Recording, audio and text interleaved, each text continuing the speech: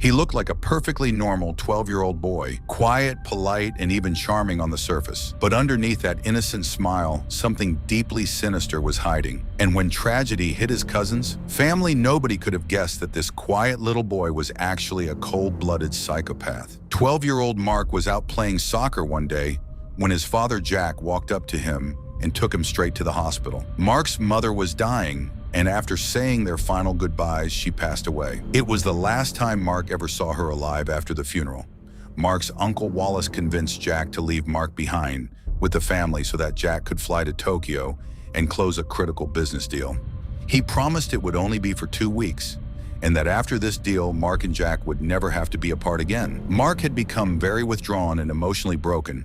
After losing his mother, he and his father took a ferry together and arrived in a snowy little town in Maine, where the Wallace family lived in a large 3-story house. Little Connie, the youngest, came running out to greet them and pulled Mark inside, where Aunt Susan gave him a warm welcome.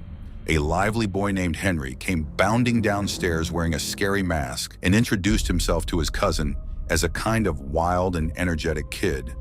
He had even made 2 of the same masks, so they could be like brothers from the start. Mark cheered up a little in Henry's company. Jack apologized to his son for leaving him behind, but promised to return in just 2 weeks, encouraging Mark to enjoy winter break and spend time with Henry. 2 weeks, could be less. It's winter break. All you have to do is play with Henry and you have a great time. I love you, Dad. I love you too. Early the next morning, Henry dragged Mark out of bed, wanting to take him outside, but kind Aunt Susan insisted Mark eat breakfast before going anywhere. The boys eventually headed out, and Henry was eager to show Mark his treehouse. They ran through the snow, and by the time they reached it, they were both out of breath. Suddenly, a branch snapped under Mark's weight, and he began to fall. Henry grabbed his hand and with a smirk said, "If I let you go, do you think you could fly?" Mark panicked and screamed for help, and after an uncomfortable moment, Henry pulled him back to safety. Later, the 2 boys ran off to an old abandoned depot and started smashing windows with rocks for fun when someone chased them away. They grabbed their skateboards and rode to the local cemetery, where they stopped near a deep old well. Henry revealed a secret stash of cigarettes hidden there, and without too much hesitation, Mark gave in and tried one too. The boys coughed and laughed together, but then Henry brought up the topic of Mark's mother's death in an oddly fascinated way. He explained that people don't like to talk about death, which is why he likes to investigate it. He told Mark that when his own older brother Richard drowned, his body turned completely blue. Mark was disturbed and snapped at Henry, telling him to shut up or he'd hit him. Henry responded by threatening to throw Mark down the well, but then quickly apologized. The next day, Henry took Mark to the pier, claiming he wanted to introduce him to someone. It turned out to be a vicious dog named Zarat that charged straight at them, but Henry managed to slam the gate shut just in time, and then mockingly barked right back at the dog. Henry! Mark learned that every afternoon, Aunt Susan walks to the edge of a nearby cliff to mourn the loss of her son, Richard, who had drowned years earlier. One afternoon, Henry dragged Mark into his shed to show him what he called a cool invention. It was a homemade crossbow equipped with a scope. He loaded a bolt and aimed it at a nearby cat. Mark begged him not to hurt it, and Henry said he was only going to give her a scare. The bolt flew over the cat's head and lodged into a tree trunk. Henry laughed, saying his aim still needed work. Mark was also visiting a psychologist around this time, and during one session, he confessed that he felt angry at everyone and blamed himself for letting his mother die. He was plagued by nightmares at night, and one evening, while half asleep, he followed a woman in white through the dark house, calling out for his mom. It turned out to be Aunt Susan. Mark had begun to see Susan as a kind of replacement for his mother, a second mother figure, and he was becoming emotionally attached to her. Henry noticed the way Mark and Susan were bonding and watched with cold jealousy from the upper floor. Henry also had no patience for his little sister Connie and never let her join in when he and Mark were playing Mark. However, enjoyed spending time with Connie and was kind to her. One day, the boys snuck the crossbow out to the pier looking for something to shoot. Henry spotted a dog running in the distance and took aim, despite Mark's desperate pleas to stop Henry, fired and killed the animal instantly. The boys wrapped the dead dog in a bag, dragged it through the cemetery, and dumped it down the deep well. Henry even cracked jokes about it afterward. Horrified and shaken, Mark began to genuinely fear his cousin and started treating him very carefully. Later, Mark noticed a photo of his mother sitting on the piano and stood staring at it. He had fully embraced the idea of Susan as his new mother figure.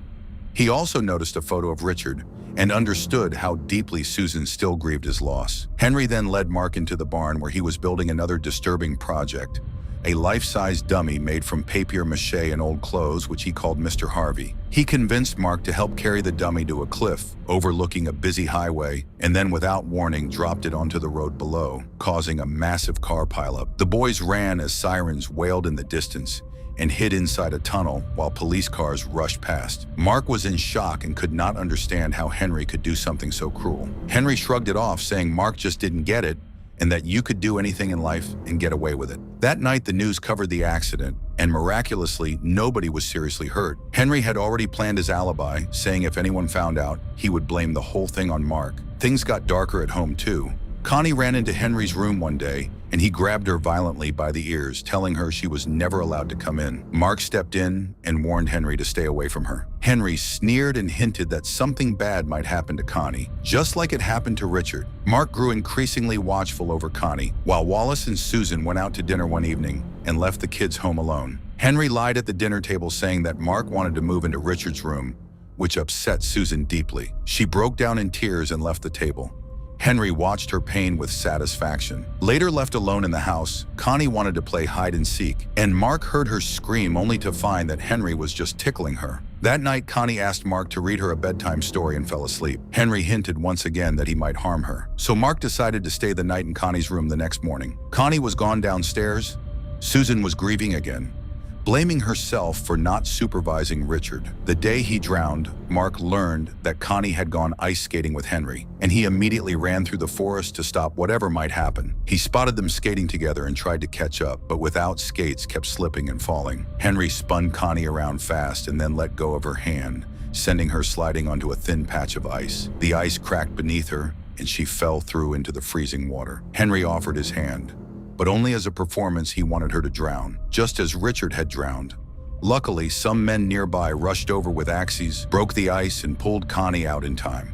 With Connie in the hospital, Mark could no longer stay quiet. He found Susan standing on the cliff as usual and told her that what happened was not an accident and that Henry had deliberately pushed Connie toward the thin ice. Susan slapped him across the face and told him never to say such a thing again. That same evening, Henry slipped into Connie's hospital room with a pillow ready to smother her.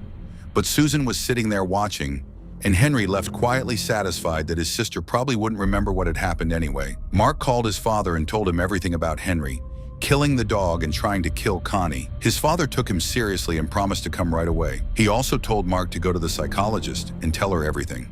But when Mark arrived, Henry was already there, having beaten him to it and twisted the whole story to make it seem like Mark was the troubled one acting out because of his mother's death. The doctor began to worry that Mark might actually be a danger to Henry. Henry later found Mark in the treehouse and gloated, feeling completely untouchable. Mark told Henry that Susan was now his mother too, and that she had promised never to leave him. This made Henry furious, and he snapped, warning Mark not to mess with him that night. Neither boy could sleep. Henry hinted that he had put something in the food and then ran to his parents' room pretending Mark was sick. The boy also frantically destroyed food in the refrigerator. Wallace took Mark to Richard's room and told him to hold on.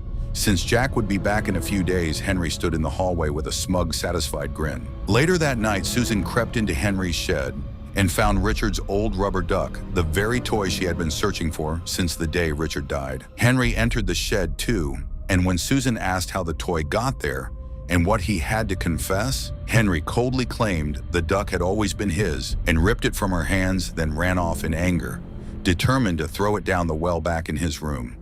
Henry managed to fake tears while remaining completely calm and told Mark that if something happened to Susan, he wouldn't even care since Susan was Mark's mother. Now anyway, Mark was furious and grabbed a pair of scissors, holding them to Henry's throat, but Henry just told him to go ahead, knowing that hurting him would only upset Susan at that moment. Wallace walked in and Henry screamed for help. Wallace dragged Mark out and locked him in the study from the window. Mark could see Henry leading Susan somewhere toward the woods. He smashed the window and chased after them, but Wallace tried to stop him. Mark broke free and ran through the forest out in the woods. Susan finally confronted her son, demanding to know what really happened. When Richard died, telling him not to lie, Henry replied with chilling calmness, "What if I did?" He then pretended to cry, saying he was afraid of being sent away and claimed he would rather die than be locked up. He ran toward the cliff but did not jump. He was hiding in the bushes waiting when he saw his mother searching for him. He lunged forward and pushed her off the edge of the cliff. She grabbed onto a branch to stop herself from falling, and Henry tried to finish her off. Right then, Mark came crashing through the trees just in time. A violent struggle broke out between the two boys right at the edge of the cliff while they fought. Susan managed to climb back up and grab both of them by their arms, but she could not hold on to both at once. She looked at Henry and then she let go of him. Henry screamed as he fell down the cliff. His body hit the rocks below and was carried away by the waves afterward. Mark sometimes found himself wondering that if Susan had to make that choice again, whether she would do the same thing. And that is how this chilling and disturbing story comes to an end.